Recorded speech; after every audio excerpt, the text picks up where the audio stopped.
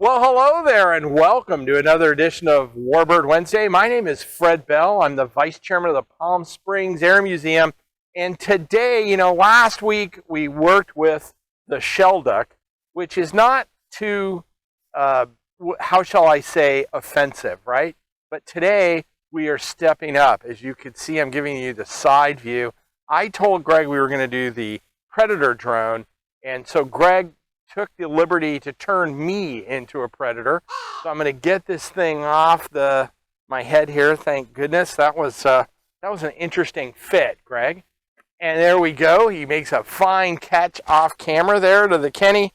So today we are working on the MQ-1, the Predator.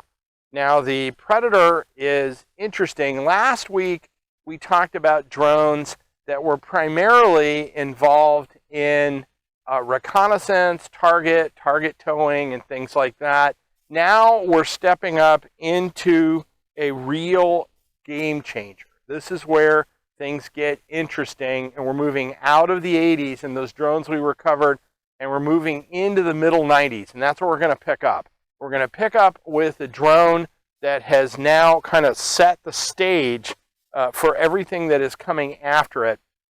One thing I do want to be very clear, there are tons of drones in the inventory, from helicopters, so on and so forth. Even in our inventory, Greg, there's a lot of our aircraft, the F-102, the F-106, the F-4, that were all used as target drones. They were shot down, but they were not designed as drones. Those were aircraft that were turned into drones that were flown remotely, and they were called, Greg, here's a nice interesting term, a no-low. Do you know what a no-low is? A no live operator. That was a no-low program, and those were all aircraft that were turned into target drones or were used for some type of missile shot or target shot for training. We have done that with thousands of retired aircraft in the inventory. We continue to do it today, Greg, believe it or not, with F-16s. But where we're going is purpose-built drones. And the MQ-1, the Predator. Come with me, Greg, if you want to live. The Predator. I'm doing my best Arnold. That's about as good as it gets. But we're doing the MQ-1 Predator today. This is now a new name. This, Greg, is a remotely piloted aircraft, or an RPA, remotely piloted aircraft. Greg today is my Algid assistant. Algid. He looks like he's shivering off camera, my Algid assistant. But we're moving into the Predator. Greg can throw up a plan view of the MQ-1. I'm going to go ahead and get this off of its stand there. Now, the interesting thing about the Predator drone is kind of where it came from. And that is that it actually came from a series of drones leading primarily from the genesis is from the Amber drone and the Gnat, G-N-A-T, Gnat drones. And those really came out of, and I'm moving through some stuff quickly here for you kind of drone aficionados, but they were all designed initially under a DARPA program, and Greg can throw up the image of DARPA. And DARPA is a portion of the government that does nothing but works on advanced systems, and they're all theoretical. Whenever DARPA works on something initially, it's basically cutting-edge theoretical technology. I mean, there are tanks, airplanes, you name it, lasers, missiles, space shuttle stuff, you name it. They work on everything. But these aircraft came out of DARPA and what they called the Amber and the Gnat drone. Now, there's a guy, Greg, that you need to throw up his image, and that is of Abraham Karim. Now, Abraham Karim is a guy that is really recognized as the father of all of these types of drones. These remote, kind of remotely flown, originally reconnaissance. Remember, the designation on this originally was the RQ-1. It wasn't until it was armed that went over to M. And these things initially were kind of an extension out of the 1980s, the late 80s, where you would fly these remote drones. They would have a turret. We started to see this sensor turret with a camera or other sensors in there, and they would fly around, very similar to what we did with the shell duck. And they could transmit information back because we were getting better information on data signals and stuff like that, and they could basically look around.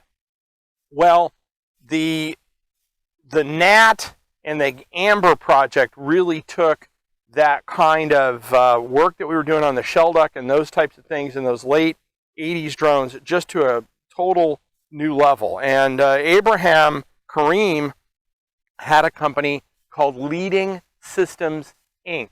Leading Systems, Inc. did most of the work on those programs for DARPA. Now, the one thing about it was, my understanding is that these things, when they were in the prototype stage, sounded like lawnmowers going through the air, which is not very good if you're going to want to have something that is essentially a surveillance drone, right? You don't want something hovering up there sounding like you've got a McCulloch little Briggs & Stratton lawnmower running up there. So they had to solve that problem. Well, Abraham Karim had that company. They did a lot of the work for DARPA. And then what ended up happening was Leading Systems went away. They went bankrupt. They were purchased or absorbed into General Atomic, which General Atomic is the company that actually built the Predator. And so they kept working on this. Now, did you know, Greg, the first flight of one of these was actually up at El Mirage in the Mojave Desert in 1995. They deployed about 20 of them, or I'm sorry, about 60 of them in that area, and then later to Afghanistan. Of that initial group, they lost 20. So they crashed quite a few of them. But then something changed. What changed? Well, you see underneath here, you see missiles. And what ended up happening, now I want to give you an idea on the scope of this, and Greg can kind of get, if you want to look at an idea on massing, I'm standing next to this. Think about this as the size of this aircraft as about the size of a Cessna or a light plane. Say a Cessna 172, narrower, thinner wings. Remember, it doesn't have to maneuver. It wants to sit up there. It's going to take as much advantage of that airfoil as possible. Very low speed, which we'll talk about in a second. And it was designed to just loiter. It had that turret under the chin that we talked about right there. It could look and see you. But the game changer on this was when they armed the aircraft. When they started arming these drones in the early 2000s, that is when it was a game changer. Because suddenly you could have this thing loitering up there. It could see you. It could loiter above you at intermediate altitude, right? It's small enough. I mean, you can see the cross-section on this thing. Imagine trying to see this thing from the ground. And now it's got the ability to shoot a missile at you. So when it went to Afghanistan in the early 2000s, that is when the world changed for these. Now, these operated on a K-band satellite. You could fly them line of sight, but they did operate on a K-band satellite signal. You'd have a couple of operators in what looked like a Connex truck. They would be flying it. Now, remember, if you're a pilot in one of these, you can only see that. You're essentially your instrument flying the entire time. You're flying from your instruments. You've got a little bit of a porthole out there. Imagine that you're flying an airplane with this little porthole. You can move it around. 0 at 12, S18, clear to land, and the approach departure cables are connected. 67. More power coming in. There's localizer and high.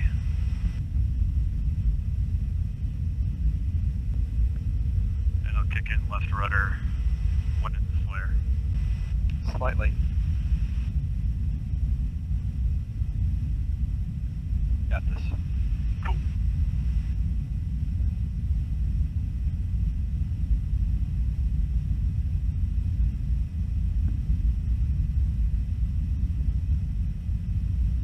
Fire's clear. Copy. And alright, so winds are coming 240, so that was from the left, so I'll offset left and then turn right. Copy. Awesome. Switching maps. You got it. But you can't really see around you, but you're cruising around up there. Now this thing had a maximum speed of 135 miles an hour. It was not terribly fast. Cruising speed was about 80, 85 miles an hour. But here's the thing. It had about a 400 mile an hour range. It could actually fly for 24 hours. So if you think about that, it could, when it's gone on station, when it got over the target, it could sit up there for 14 hours, just kind of flying around, looking around. Now it's armed. Very dangerous weapon. Now, it works in a low threat environment, right? Because even though it's hard to see and it's hard to shoot at from the ground, if you were able to get aircraft up, you would, these are vulnerable. They have been shot down. They have been shot down by enemy fighters. They've been locked onto. They're not terribly fast, as I said, but they became very lethal. So in Afghanistan and Iraq and in the Middle East and in some of these, we'll talk about the Reaper that followed on after this, but these things could loiter, and you could have a bunch of them, right? So they're all circling. In Vietnam, remember, we had those, what we talked about, those 911 flights, those emergency flights, right, which they'd have them up, and the FAC, the forward air controller, would call in airstrikes from those aircraft that we had up, but they were manned systems. Now, let's say you've got 6 or 8 of these flying around in theater. Your FAC, your forward air controller, calls up. This thing kind of comes over there because it's orbiting in sectors, and it shoots at the enemy. Now, it is limited in its ability to fire. It doesn't carry a whole bunch. This particular aircraft did not carry a lot of ordnance, but it was very deadly. And remember, we've also seen a change in what type of munitions, Greg. These are targeted munitions. This isn't World War II where you put up 1,000 bombers and you bomb a square and you hope the factory gets blown up. This is essentially one missile, one truck, one target, and it solved for the military a lot of the question of, and you've heard those debates in circles about, the $100 million airplane blowing up the $5,000 gun truck, right? Suddenly, you've got a platform that is really inexpensive to operate. It's slow. It can loiter over the target. The other thing is, what's not in here? There's no man. There's no person. So if this thing gets crashed or gets shot down, you're basically looking at, you just lost basically an unmanned system. The enemy really can't use it for anything, right? I mean, what are they going to do with it? And it's very inexpensive. And it gives you all of that coverage in theater. So this was the advantage of the Predator, and it really came into its own in the wars in Afghanistan and Iraq and in Syria and so on and so forth. So I'm going to put my Predator down, Greg. I'm going to sit it down. Now what I'm going to do is I am going to go to my stage 2 here, and I'm going to, let's see, what did Greg do for me today? Another Jones product. This just looks like straight up root beer, although, as Greg has pointed out to me, this label on this is quite apropos, because yesterday, if you can believe this, we were in Palm Springs. It was hailing right where I'm standing in Palm Springs, Greg. What are the odds of that? What are the odds? But this is a Jones product. We had good luck with Jones. We had the, what was that, the Fufu Berry Woo Woo, whatever that was. This has a few more calories. There is no sell-by date, but the other thing I like, Greg, has a twist off top. I like that very much. So there we go. We'll go ahead and take that off, and we're going to do my salute today. Now this is for all of the drone pilots, all the UAV pilots out there. There's a ton of you. We've actually had British pilots that have flown these out of Creech. here when we were celebrating Battle of Britain. A couple of the squadrons that fly out of there actually have Battle of Britain history. But to all the drone pilots and all the lives they have saved, remember, if you're in combat and you're on the ground and you're getting shot at and you think somebody can shoot back at you from the air, what do? You put your head down. And that has saved thousands and thousands and thousands of American lives on the battlefield, because these aircraft have now made the enemy, whenever they think they're in the area, they've made them put their head down. And these things, they are really a game changer. So to you drone pilots out there, God bless you. Thank you. Thank you for your service. And I'm going to go ahead and take my swig here and see what Greg is in store for me.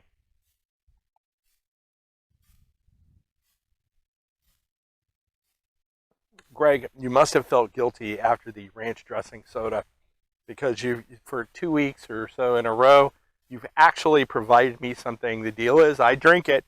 You've provided me something that I can drink without having to seek some sort of medical attention.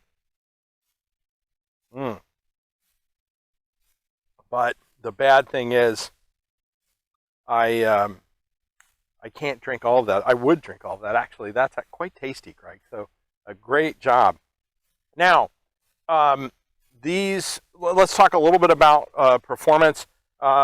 We talked about Abraham Karim. Abraham Karim, after the other company, his company, Leading Systems Inc., went bankrupt, he went into General Atomic. One of the things that they did was they had him work on the prop and the propulsion system, that Rotax motor that's in here.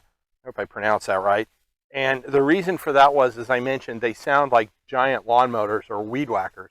And the big thing is you've solved the visibility of this thing in combat, but if it's making a whole bunch of noise, it really doesn't do you any good, because the enemy's noise gives away your position. So he worked on that, and he was the one that perfected it. And Abraham Karim, if you're watching this, get down here, dude. We'll do a whole segment on drones. We'd love to have you at the Air Museum.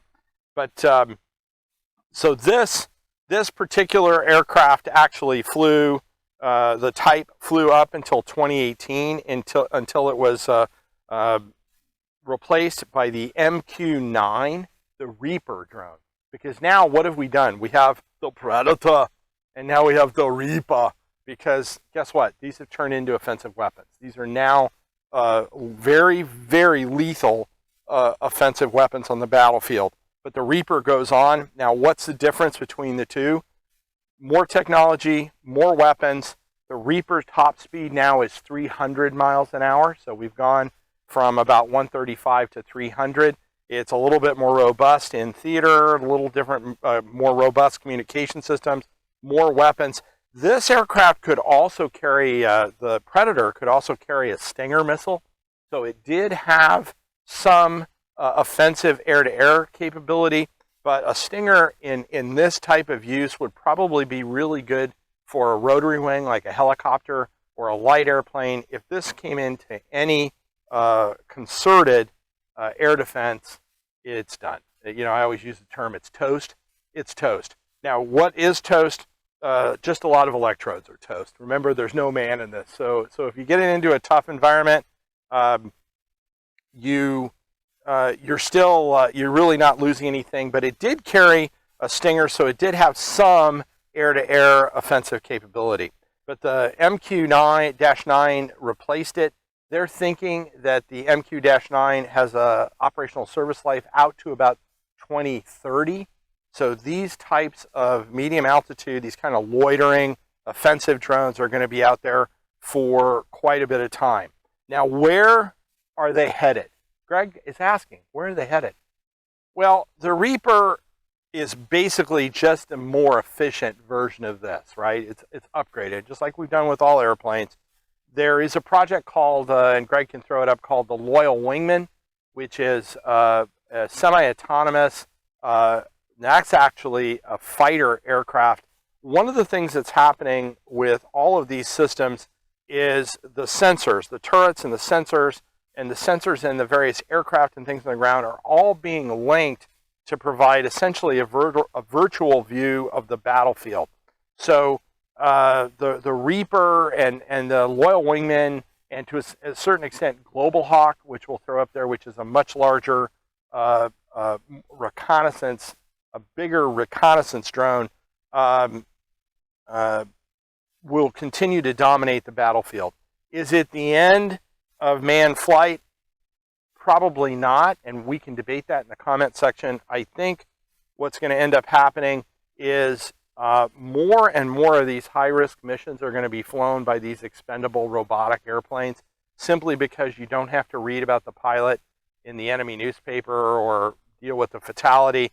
I think also in SEAD, suppression of enemy air defense role, when you're trying to suppress enemy air defense, you use these kind of swarm drones and swarm an enemy defense to get through it. The Loyal Wingman program is just an extension of your fighter fleet. But I think, and I'm going to make a bold prediction, I think anything that involves nuclear weapons or anything of that nature, if it's airborne, will still have a man in the loop, because you want that fail-safe device, and you don't want all those systems completely relegated to autonomous kind of drone airplanes or remote control airplane, because there's way too much risk that there could be an accident. But drones are here to stay. The type of operation of these aircraft is going to continue to go on, and they're just going to get more and more sophisticated, and that is not going to change generationally. They're just going to get bigger, faster, and more lethal as time goes on. So I'm going to go ahead and put this down now, and I'm going to talk about our cool hat. Now, you know, this hat, as I said, Greg, this is Enduring Freedom hat. If you served in Enduring Freedom or any of those programs overseas, you want one of these hats, Greg. Again, they make you 15 miles an hour faster. Did you know that, Greg? 15 miles an hour faster. You can go out on our site and pick one of these. They're beautiful, actually. I have a couple of them. They're very nice, and you can get them on our website. Jason, our gift shop manager, will be happy to send those out to you, and we will send you one of these beautiful hats. Now, one thing about this before we send you off on your merry electronic way is people say, well, where did this come from? This particular aircraft came out of AMARG. It came out of storage. It is in what they call a casket, which is kind of apropos, Greg. This is a shipping container that they come in. Greg can get a shot of this, but the one thing about this is, although we know it was an operational drone, we do not have any history on it. It's going to end up getting hung in the Miles hangar. It has the Rotax engine and everything else. We're going to have to recreate the trackball, the sensor ball underneath, but this is was an operational drone. Now, one thing I do want to thank is the Air Force Museum. This aircraft is on loan from the Air Force Museum, and we appreciate everything they do for us. So thank you to the Air Force Museum. But I think today that's going to wrap up our drone coverage. I hope you enjoyed it. My name is Fred Bell. I'm the Vice Chairman of the Palm Springs Air Museum.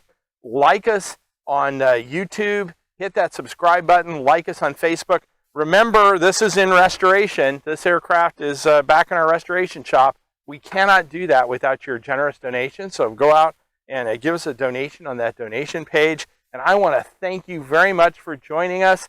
Have a great day.